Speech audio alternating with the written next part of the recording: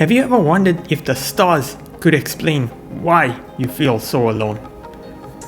In this video, I'm going to dive into these cosmic influences that may be behind your sense of loneliness and discover how your astrological chart could reveal hidden factors behind your loneliness and how to navigate these celestial challenges. So stay tuned to discover the profound connection between loneliness and astrology. So perhaps you're completely confused why you have the sense of loneliness. You've looked everywhere, you've tried to do the inner work, and you still can't identify why you're constantly being perturbed by these feelings of loneliness. And having an awareness of these astrological factors that are creating these energies that are keeping you within the state of loneliness can make a profound difference. Once we have this awareness, you can stop blaming yourself for feeling lonely or feeling isolated all the time. Perhaps it's causing you a lot of frustration and inner turmoil because you just can't understand why you seem to be always lodged deeply in these feelings of loneliness. And it's making you more and more miserable trying to identify what is the underlying reason. Why am I feeling so depressed and miserable? And taking a look at the astrological connections can hopefully shed that light so that you no longer blame yourself. And that is so vitally important because when we end up blaming ourselves and starting to look at ourselves with a very critical lens, we often do ourselves more harm and take ourselves further back on this journey towards reaching our destination of meaningful, authentic connections, or at least stepping into your authenticity so that you can more freely embrace these feelings of isolation or loneliness. Let's dive into the basic astrological positions that could be the causative to your feelings of loneliness. Now this can be relatively simple. You can go online. There's a number of websites that provide free horoscope generation once you enter your birth details. Now the first position I want to cover is to look at the South Node or Ketu in your chart. Now the reason this is important is Ketu or the South Node is causative of these feelings of loneliness. And if you find Ketu in your first house, it is highly likely that you are going to be in a predicament of loneliness. Because Ketu, in terms of its nature, represents a hermit, someone who embraces solitude. And given the innate characteristics of Ketu, those energies or influences will be heightened in your chart if it has a very strong position in your first house. If it's in a malefic position, it could be even worse. So that is one planet or node that you want to consider in your birth chart.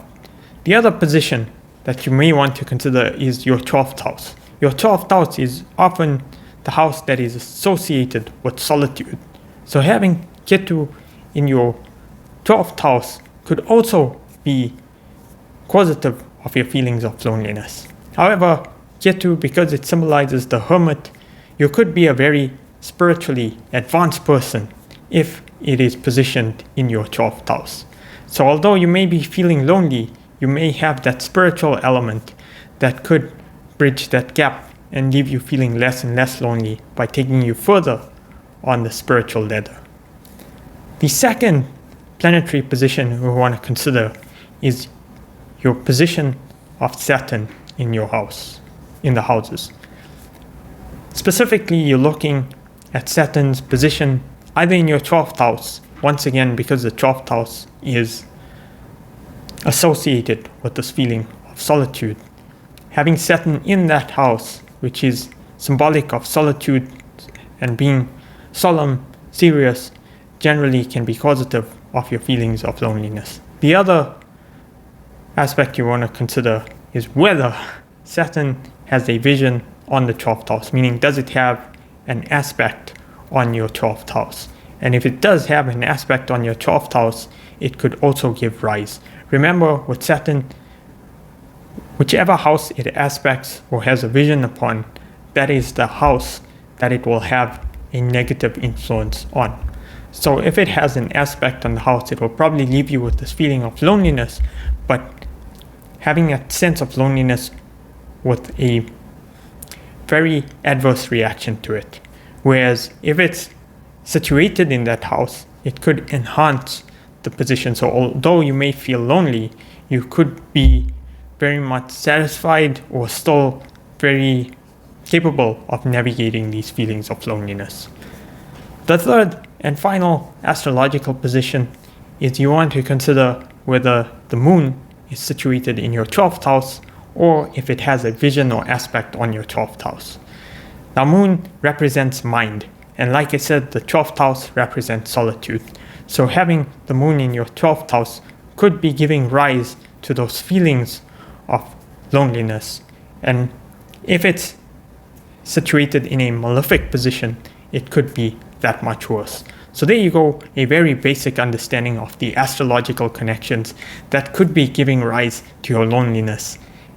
Even though you may be wondering, why am I always feeling this way? This could hopefully help to explain. So you may be wondering, I give you all these connections and you're like, now what? What do I do with this? I'm still gonna feel lonely.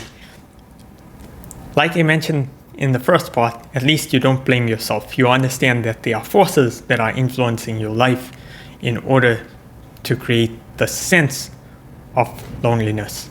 But now that you have the awareness, it doesn't necessarily mean that it needs to be this way. It's very powerful to have the awareness, because once you have the awareness, you can bring consciousness into the picture and help you navigate your way out of it. You may be wondering, what the hell am I talking about? Now, astrological connections, they can explain a lot of influences that are prevalent in your life. My personal belief is, yes, astrological energies do exist and they can help give you a better understanding of those energy or forces that are prevalent in your life. But it doesn't necessarily mean that it's cast in stone, that your life is written for you. You have no free will. A lot of people will question astrology and says, that's rubbish, because why? They always reference the notion of free will. If we have free will, then we should be able to override it.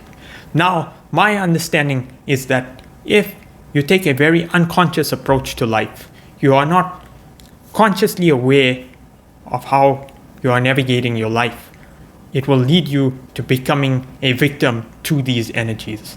However, if you can bring more awareness and bring more consciousness to your life, you can steer and navigate your way out of this. And how do you do it? By bringing more awareness to it.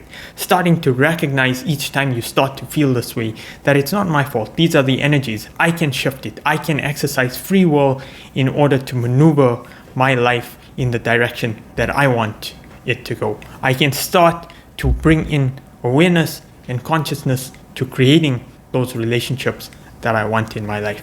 It doesn't need to be this way. You can be mindful of these energies that are prevalent, and you can shift the direction of your life. It's not something that I truly believe is cast in stone and that your life has no option, because if that were the case, then we would just be like puppets in this world, acting out a specific storyline.